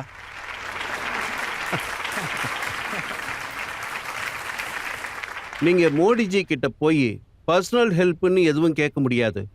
நீங்க இந்த நாட்டுக்காக எதுவும் பேசலாம். நீங்க இந்த நாட்டை முன்னேற்றத்துக்கு கொண்டு போக கிரவுண்ட் லெவல்ல என்னெல்லாம் பண்ண முடியும்னு நீங்க அவர்கிட்ட பேச முடியும். நீங்க ஒரு வழிமுறையை வகுத்து கொடுங்க. அந்த வழிமுறை அதானிக்கு மட்டும் லாபமா இருக்காது, எல்லாருக்கும் யூஸ்ஃபுல்லா இருக்கும். அது விஷயமா நீங்க பேசி உங்க பிசினஸை வளர்க்கலாம். என் லைஃப்பை நான் திரும்பி பார்த்தேன்னா எனக்கு கிடைச்ச பிரேக் இருக்கே, அது முதல்ல ராஜீவ் காந்தியோட கவர்மெண்ட் கொடுத்தது. அதில் தான் குளோபல் ட்ரேடிங் ஹவுஸ் உருவாச்சு. ரெண்டாவது பிரேக் எங்களுக்கு கிடைச்சப்ப நரசிம்ம ராவோட கவர்மெண்ட் இருந்தது. அவர் பப்ளிக் ப்ரைவேட் பார்ட்னர்ஷிப் மூலமாக டெவலப்மெண்ட் கொண்டு வந்தார். இண்டஸ்ட்ரியலைசேஷனுக்கு அவர் ஒரு புது பாதையை வகுத்தார். மூணாவது கேஷுபாய் கவர்மெண்ட். நீங்கள் சொல்கிறது என்னமோ கரெக்டு தான். இங்கே மோடிஜியும், அதாவது மோடிஜியை பற்றி சொல்லணும்னா 12 வருஷம் அவர் சிஎம்மாக இருந்தார். இந்த விஷயத்தை நான் ரொம்ப பெருமையாக சொல்லுவேன். மோடிஜியோட கவர்மெண்ட்டில் எனக்கு ஒரு நல்ல அனுபவம் கிடைச்சிது. ஆனால் மக்கள் மனசில் என்ன சந்தேகம் இருக்குன்னா, வெறும் அடானி தான் பணக்காரர் ஆவாரா, இல்லை இந்த நாடும் பணக்கார நாடு ஆகுமா?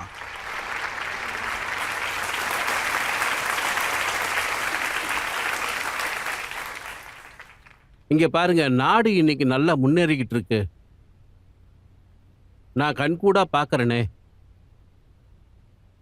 முதல்ல $1 trillion எக்கனாமிக் நாடு ஃப்ரீடம் ஆனதுக்கு அப்புறம், அதாவது அதை எப்படி சொல்லுவாங்க, 75 வருஷத்துக்கு அப்புறம் 58 வருஷங்களுக்கு $1 trillion இருந்தது. எக்கனாமி உருவாச்சு. இதுக்கப்புறம் இன்னொரு ட்ரில்லியன் எக்கனாமி வர 12 வருஷம் ஆச்சு. அடுத்தது 5 வருஷத்துலேயே வந்தது. அதோட நானும் கண்கூடா பார்த்துக்கிட்டு தான் இருக்கேன்.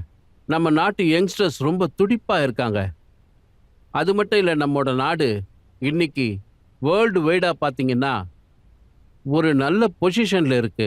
இன்னைக்கு இந்த $3 trillion எக்கனாமி 2050 $30 trillion எக்கனாமியை தாண்டி போயிடும்.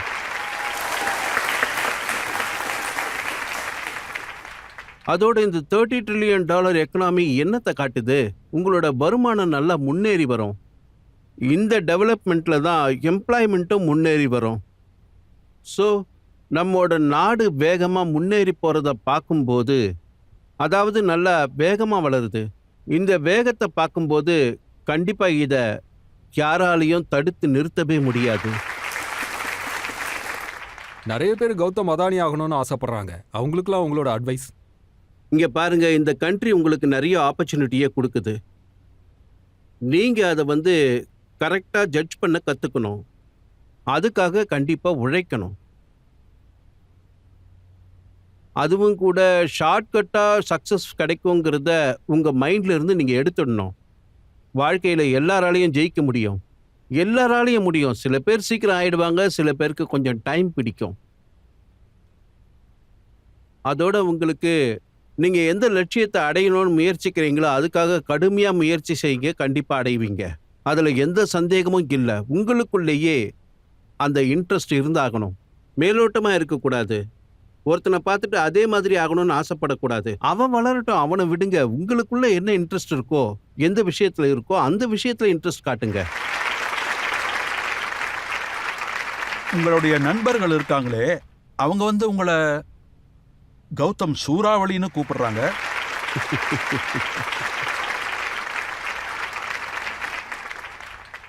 அவங்க கண்டபடி பேர் வைப்பாங்க. இன்னும் வேற என்னெல்லாமோ சொல்லுவாங்க. நான் அப்படியெல்லாம் நிச்சயமா கிடையாது. நீங்க சூறாவளி மாதிரி இல்ல, நீங்க கண்டிப்பா சூறாவளியே தான். உங்களுக்கு அப்படி தோணுதா என்ன? ஆப்கி அதாலத்துல சின்ன பிரேக்குக்கு அப்புறம் விசாரணை என்பது தொடர்ந்து நடத்தப்படும். இவர் நிறைய பணத்தை சம்பாதிச்சிட்டாரு, பிசினஸ் குருவா இருக்காரு. ஆனா படிப்பை தான் இன்னும் முழுசா முடிக்கல. இவருக்கு காலேஜ்ல அட்மிஷன் கிடைக்குமா?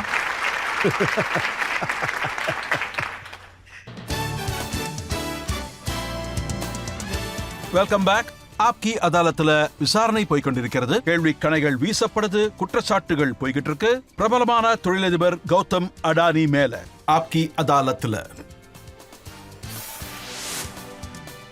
ஆப்கே அதாலத்தில் மிகவும் பணக்காரரான தொழிலதிபர் கௌதம் அதானி மேல் உள்ள குற்றச்சாட்டு, இவர் தன்னை பற்றி மட்டுமே யோசிக்கிறார்.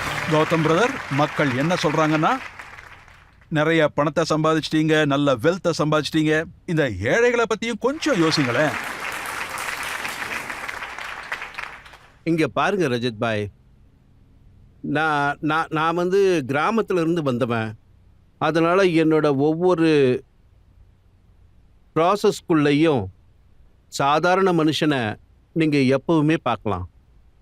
நான் உதாரணத்துக்கு ஒன்று சொல்லணும்னா, என்னுடைய 60வது பிறந்த நாள் இந்த ஜூன்ல சில மாசங்களுக்கு முன்னாடி தான் நடந்தது. அப்ப என்னுடைய ஃபேமிலி மெம்பர்ஸ் எல்லாரும் ஒண்ணா கூடி இருந்தோம். என்னோட ஃபேமிலி மெம்பர்ஸ் எல்லாரும் ஒண்ணா சேர்ந்து எனக்கு என்ன கிஃப்ட் கொடுக்கறதுன்னு பேசினாங்க. அப்ப நான் சொன்னேன், உங்களுக்கு கிஃப்ட் கொடுக்கணும்னு இருந்தா நம்மளோட ஃபேமிலி வெல்த் இருக்கே, அதுல இருந்து 60,000 crores ஃபவுண்டேஷனுக்கு கொடுத்துருங்கன்னு சொன்னேன். இதுல ரொம்ப முக்கியமா சந்தோஷமான விஷயம் என்னன்னு சொன்னா, இது என்னோட தனிப்பட்ட விஷயம் இல்லை, என் ஃபேமிலியை சம்பந்தப்பட்ட விஷயம். அதனால இதை நான் சொன்ன உடனே அவங்க எல்லாரும் சேர்ந்து என்னை பாராட்ட தான் செஞ்சாங்க. நான் கேட்ட மாதிரியே கொடுத்துட்டாங்க. 60,000 crores நீங்க அதிகமா கொடுக்கலையா? உங்க மனசு உங்ககிட்ட என்ன சொல்லுதோ அது சொல்றத நம்புங்க, அது சொல்றபடி செய்யுங்க. அதனால நான் இந்த 60,000 crores அந்த நிமிஷமே அந்த 60,000 crores ஃபவுண்டேஷன்ல நான் போட்டுட்டேன். ஆனா அதுக்கப்புறம் யோசிச்சேன், இதை எப்படி உபயோகப்படுத்துறதுன்னு. அதை 3 செக்டரா பிரிச்சேன்: health, education and skill development. அப்புறம் இந்த 3 செக்டர்லையும் எக்ஸ்பர்ட்ஸ் கூட உட்கார்ந்து சர்ச் பண்ணி, நீங்களே பார்த்துருப்பீங்க, 2-3 மாசத்திலேயே மிகப்பெரிய அனௌன்ஸ்மெண்ட்டை பண்ணோம். அதோட இதை நாங்கள் எந்த விதத்துல பயன்படுத்துறோம்னா, சொசைட்டில ஏழையா இருக்கிறவங்க, சாதாரணமா இருக்கிறவங்க எப்படி அதுல பலன் அடைவாங்க. என்னோட ஆசையும் அதுதான். அவன் அதுல முழுசா பலன் அடைஞ்சி முழுசா முன்னேறி வரணும். இதெல்லாம் என்னமோ உண்மைதான். நீங்க இந்த சேரிட்டியை பத்தி பேசுறீங்க, மக்களுக்கு செய்யற உதவிகளை பத்தி பேசுறீங்க. இது எல்லாத்தையும் உங்களை விட உங்க ஒய்ஃப் பிரீத்தி தான் மிக அதிகமா செய்யறாங்களாம். பிரீத்தி என்னோட தூண் மாதிரி. அவங்க ஃபுல்லா ஃபேமிலி, 2 பசங்க, என்னுடைய கிராண்ட் டாட்டர்ஸ், எல்லாரையும் பார்த்துக்கிறாங்க. அப்படியே இந்த ஃபவுண்டேஷன் வேலைகளையும். And she is a doctor. ஒரு டாக்டராக இருந்தும் அவங்க வந்து தன்னோட ப்ரொஃபஷனை விட்டுட்டு எனக்காக ஃபுல் சப்போர்ட் பண்ணிக்கிட்டு இருக்காங்க. என் ஃபேமிலிக்கு ஃபுல் சப்போர்ட் கொடுத்தாங்க. குழந்தைங்கள பார்த்துக்கிட்டாங்க. அவங்கள நல்லபடியாக வளர்த்தாங்க. அப்புறம் பசங்க கொஞ்சம் வளர்ந்த உடனே அவங்க ஃபவுண்டேஷன் ஆக்டிவிட்டியை பார்த்துக்கிட்டாங்க நல்லபடியாகவே. இன்னைக்கு வந்து உள்ளுக்குள்ளே எனக்கு ரொம்ப சந்தோஷமாக இருக்குது. பிரீத்தி வந்து இந்த ஃபவுண்டேஷனை ரொம்ப நல்லாவே பார்த்துக்கிறாங்க. ஒரு நாளைக்கு 7-8 மணி நேரம் ஃபவுண்டேஷன் ஆக்டிவிட்டியில் கவனம் செலுத்துகிறாங்க. இன்னொரு விஷயம் என்னன்னா, இந்த ஃபவுண்டேஷனுக்குள்ள நிறைய ப்ரொஃபஷனலிசம் வேற இருக்கு. நிறைய பேர் வந்து பிரீத்திக்கு கீழே வேலை பார்த்து நல்ல டெவலப்மெண்ட் பண்ணிக்கிட்டு இருக்காங்க. நான் அந்த ஃபவுண்டேஷனை பார்த்துருக்கேன் கௌதம் பிரதர். உண்மையிலேயே ரொம்ப அற்புதமாக வேலை செய்கிறாங்க. அதெல்லாம் பார்க்கும்போது தான் எனக்கு தெரிய வந்தது உங்களுக்கு அரேஞ்ச்டு மேரேஜ் நடந்துதான். கல்யாணம் முடிவாரத்துக்கு முன்னாடி நீங்க அவங்கள சந்திச்சிருக்கீங்க. அப்ப நீங்க எதுவுமே பேசாம மௌனமா இருந்தீங்களா?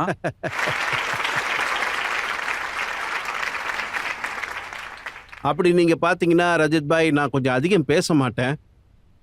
அதோட நான் பெருசா படிக்காதவன், அவங்க டாக்டர். அதனால நிறைய மிஸ்மேட்ச் இருந்தது. என்னோட கேள்வி என்னன்னா, உங்களுக்குன்னு தனி எம்பையரே இருக்கு.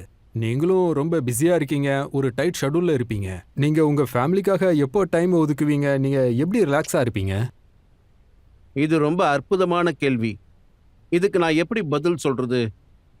நான் வாரத்தில் 3 நாட்கள் அகமதாபாத்தை விட்டு வெளியில் இருப்பேன். ஆனால் மீதி 4 நாள் இங்கே இருக்கும்போது ஆஃபீஸ்க்கு எப்பவும் கொஞ்சம் லேட்டாக தான் போவேன். அது ஏன்னா எப்பவும் ராத்திரியில் வீட்டுக்கு வர 11 ஆகிடும். நான் மார்னிங்கில் 6:30 மணிக்கெல்லாம் எழுந்து 1 மணி நேரத்துக்கு என்னோட எக்ஸசைஸ் எல்லாம் முடிச்சதுக்கப்புறம் 2-2.5 மணி நேரம் வீட்டில் கிராண்ட் டாட்டர்ஸ் இருக்காங்க, அவங்களோடவும் என் ஃபேமிலியோடவும் டைனிங் டேபிளில் உட்காந்து நிறைய பேசுவேன், அரட்டை அடிப்பேன், நியூஸ் பேப்பர் படிப்பேன். அதாவது ஒரு நாளைக்கு 2-2.5 மணி நேரமாவது அவங்க கூட இருப்பேன். ரெண்டாவது, எனக்குன்னு ஒரு டைம் டேபிள் இருக்குது. அப்புறம் ஆஃபீஸில் இருந்தால் கூட லஞ்ச் டைமில் என்னோட எல்லா ஃபேமிலி மெம்பர்ஸும் டைனிங் ரூமில் இருப்பாங்க. எல்லாரும் ஒன்றா சாப்பிடுவோம். அங்கேயே நல்லா பேசுவோம், கொஞ்சம் அரட்டை அடிப்போம். That is physically I am spend time with my நீங்க ஃபேமிலி. சீட்டு வேற விளையாடுவீங்களாமே? இது சீக்ரெட்டாக இருந்தது. அது நான் நைட்டு வீட்டுக்கு போனதும் பிரீத்தியோடு சேர்ந்து நான் ரம்மி, பப்ளு கேம் விளையாடுவேன், வேறு விளையாட்டு விளையாடுவேன். அதோட நான் என்னத்தை சொல்ல, எப்பவுமே அவள் தான் எல்லா விளையாட்டுலையும் ஜெயிப்பா. சார், பல பேருக்கு நீங்க ரோல் மாடலா இருக்கீங்க. ஆனா உங்களோட ரோல் மாடல் யாருன்னு எங்களுக்கு கொஞ்சம் ஷேர் பண்றீங்களா? திருபாய் அம்பானி. இன்னைக்கு அவரை நீங்கள் நல்லா உன்னிப்பாக கவனிங்க. அவரை தான் நான் ரோல் மாடலாக ஏற்றுக்கிட்டு இருக்கேன். அதுக்கும் ஒரு காரணம் இருக்குது. ஏன்னா அவரும் அவரோட பீரியடில் எந்த அளவுக்கு அவர் ரிலையன்ஸ் இண்டஸ்ட்ரியை, அந்த காலத்தில் அவரோட எக்கனாமி இந்த அளவுக்கு ஓப்பனாகவே இல்லை, அதுக்கப்புறம் தான் ஓப்பன் ஆச்சு. சொல்லப்போனால் அவர் இந்த நாட்டுக்கு ஒரு புது வழியை வகுத்து கொடுத்தாரு. அதாவது பெருசாக எப்படி யோசிக்கணும், அதை எப்படி நிறைவேற்றணும்னு அவர்கிட்ட இருந்து நான் நிறையவே கற்றுக்கிட்டேன். அதுதான் உண்மையும் கூட. அதுக்கப்புறம் முகேஷ் பாய் வந்து அதை முன்னுக்கு கொண்டு வந்தார். ஆனால் first generation point of view, அதாவது இதை கொஞ்சம் நீங்களே நினச்சி பாருங்களேன். ஒருத்தங்கிட்ட காசே கிடையாது, ஆனால் கனவுகள் பெருசாக இருக்கும். அவங்க எப்பவும் உங்களை அட்ராக்ட் பண்ணுவாங்க. அண்ட் பர்டிகுலர்லி நான் ஃபர்ஸ்ட் ஜெனரேஷன் என்டர்பிரைனராக இருக்கிறதால, ஸோ நேச்சுரலி எனக்கு தெரிஞ்சு அவர் தான் ரொம்ப நல்லா பண்ணார். முகேஷ் அம்பானி கூட உங்களுக்கு நல்ல ஃப்ரெண்ட்ஷிப் இருக்கா, இல்ல அவர் உங்களுக்கு காம்படிட்டரா? இல்லை, முகேஷ் பாய் என்னோட நல்ல ஃப்ரெண்டு. அது மட்டும் இல்லை, நான் அவரை ரொம்ப மதிக்கிறேன். நீங்கள் அவரை உன்னிப்பாக கவனிங்களேன். ரிலையன்ஸ் இண்டஸ்ட்ரிக்கு ஒரு புது வழியை வகுத்தார். ஜியோக்குள்ள, டெக்னாலஜிக்குள்ள, ரீட்டெயிலுக்குள்ள. அஃப்கோர்ஸ் அவருக்கு கன்வென்ஷனல் பிஸ்னஸ் இருக்குது, பெட்ரோல், கெமிக்கல்ஸ் அண்ட் ரிஃபைனரிஸ், அதிலெல்லாம் அவர் ரொம்ப அற்புதமாக வேலை பார்த்துருக்காரு. இந்த நாட்டோட முன்னேற்றத்தில் அவரோட பெரிய பங்கும் இருக்குது. அவரை பின்னுக்கு தள்ளிட்டீங்களே, உங்களுக்கு அந்த சந்தோஷம் இல்லையா? இங்கே பாருங்க ரஜத் பாய், நான் வந்து இந்த ஃபிகர் மாயாஜாலத்துல மாட்டினதே கிடையாது. நான் பல நான் தடவை வந்து உங்களை மாட்டி விட பாக்குறேன், ஆனா நீங்க மாட்டாம நழுவுறீங்க. இப்ப பாத்தீங்கன்னா பெரிய பெரிய ஆட்கள் வந்து உங்களை சந்திக்கிறாங்க.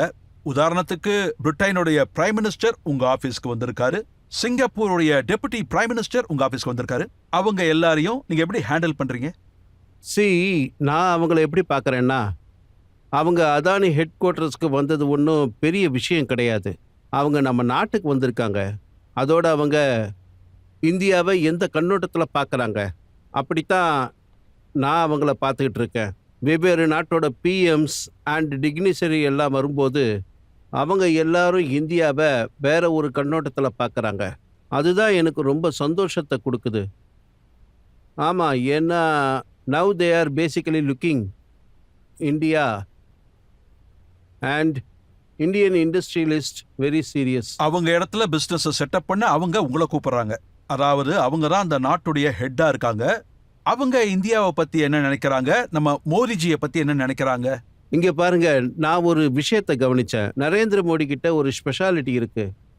அது வந்து என்னன்னா, இந்தியன் பிளாட்ஃபார்மை எப்படி பயன்படுத்தணும்னு அவருக்கு நல்லா தெரியும். அதை எப்படி சொல்லணும்னா, இந்தியன் பிளாட்ஃபார்ம் இருக்கே, நரேந்திர மோடி சார் பிஎம் ஆனப்போ அப்போ அது இருக்கல, அதுக்கு முன்னாடியே இருந்திருக்கு. மற்ற பிஎம் மாதிரி யோசிக்காம இந்த பிளாட்ஃபார்மை எப்படி இன்னும் ஸ்ட்ராங் ஆக்கணும் அப்படின்னு அவர் யோசிச்சிருக்காரு. அதோட கவர்மெண்ட் காசை கொஞ்சமும் செலவு பண்ணாம இன்னைக்கு அமெரிக்காவுக்கு போனாலும் வேற கண்ட்ரீஸ்க்கு போனாலும் ஆயிரக்கணக்கான மக்கள் அங்கே கூடுறாங்க. லட்சக்கணக்கில் அங்கே வந்து சிட்டிசன்ஸ் எல்லாரும் ஒன்றா சேரும்போது அதோட வேல்யூவை, அதோட ரெஸ்பெக்டை அதை அப்படியே அவர் வேற ஒரு ஆங்கிளில் யூஸ் பண்ணிக்கிறாரு. இன்னைக்கு அதோட லாபம் ஒவ்வொரு சிட்டிசன்ஸ்க்கும், அங்கே இருக்கிற சிட்டிசன்ஸ் அவங்கெல்லாம் இந்தியன்ஸாக இருப்பாங்க, அந்த லாபம் அவங்களுக்கும் கிடைக்குது. நான் இன்னைக்கு இந்தியன்ஸை பார்க்குறேன், அவங்க கம்ப்ளீட்டாக வேற ரெஸ்பெக்டில் பார்க்குறாங்க. இதில் வந்து பிஎம்மோட பங்களிப்பு இருக்கே, அது உன்னதமாக இருக்கு. இவங்க தான் நம்முடைய ஜட்ஜ், எஸ்ஆர்சிசியில் பிரின்சிபலா இருக்காங்க. மேடம், இவர் அதிகமா பணத்தை சம்பாதிச்சிட்டாரு, பிசினஸ் குருவாவும் திகழறாரு. ஆனா இவர் தான் படிப்பை முழுசா முடிக்கல. இவருக்கு காலேஜில் அட்மிஷன் கிடைக்குமா?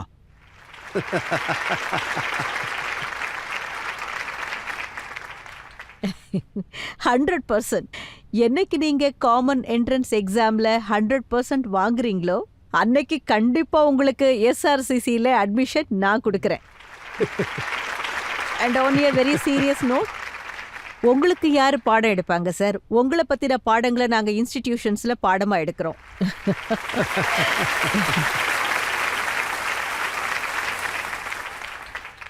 கௌதம் பிரதர், நீங்க எல்லா கேள்விக்கும் கரெக்டா பதில் சொன்னீங்க.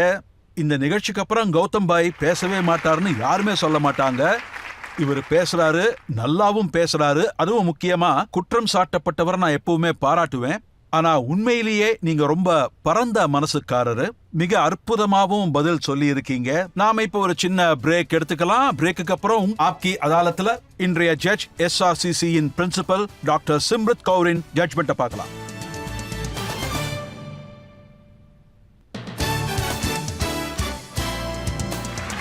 Welcome back.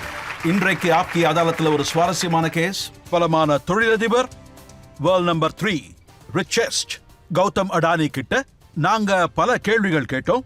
அவருடைய growth, அப்புறம் ராகுல் காந்தியோட குற்றச்சாட்டு பத்தியும் கேட்டோம். நரேந்திர மோடியோட இருக்கிற ஃப்ரெண்ட்ஷிப்பை பத்தியும் கேட்டோம். வெவ்வேறு கவர்மெண்ட் கூட அவர் எப்படி வேலை பார்க்கறாரு, எப்படி இவ்வளவு வெல்த்தையும் சேர்த்தாரு, அதுக்கான மந்திரத்தையும் கேட்டோம்.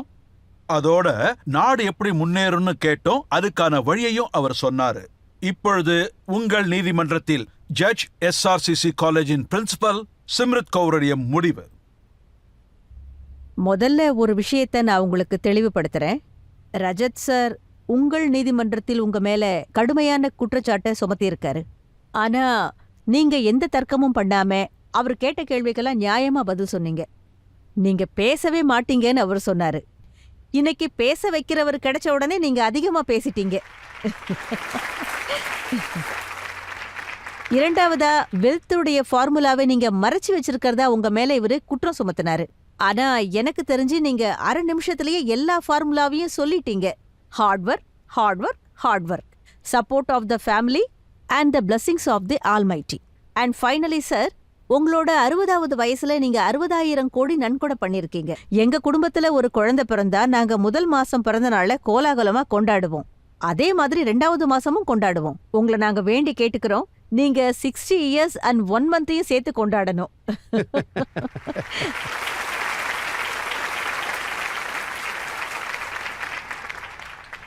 சிக்ஸ்டி இயர்ஸ் 2 மந்த்தையும் கொண்டாடணும். நீங்க 1000 வருஷத்துக்கு வாழணும். இதே மாதிரி சோஷியல் ஒர்க் பண்ணி நீங்க நாட்டையும் முன்னுக்கு கொண்டு வரணும். நீங்க எஜுகேஷன்ல, ஹெல்த்ல, ஸ்கில் டெவலப்மெண்ட்ல உன்னதமா ஒர்க் பண்றீங்க. இதை நீங்க இப்படியே அற்புதமா வளர்க்கணும். உங்களோட மத்த இண்டஸ்ட்ரியலைசேஷனை எப்படி முன்னுக்கு கொண்டு வந்தீங்களோ அதே மாதிரி இதையும் வளர்க்கணும். Thank you so much. தேங்க்யூ. ஒரு மனிதனுக்கு இதைவிட பெரிதாக என்ன தேவை? தன்னுடைய படிப்பை முழுசா முடிக்க முடியல. இப்ப நம்ம பிரின்சிபல் சொன்ன மாதிரி இன்னைக்கு நாங்க எல்லாரும் உங்களை பத்தி காலேஜ்ல படிச்சுக்கிட்டு இருக்கோம். என்ன பொறுத்த வரைக்கும் கௌதம் அடானி கேட்ட எந்த கேள்விக்கும் சுத்தி மழுப்பிலாம் பதில் சொல்லல. கேட்ட எல்லா கேள்விகளுக்கும் நேர்மையா பதில் கொடுத்திருக்காரு. ஆப்கி அதாலத்துல குற்றச்சாட்டுகளும் விசாரணைகளும் தொடர்ந்து நடந்து கொண்டே இருக்கும். மீண்டும் அடுத்த வாரம் ஒரு புது நபரோடு சந்திக்கலாம், ஒரு புது எபிசோடில். அதுவரை உங்கள் எல்லோருக்கும் எனது வணக்கம்.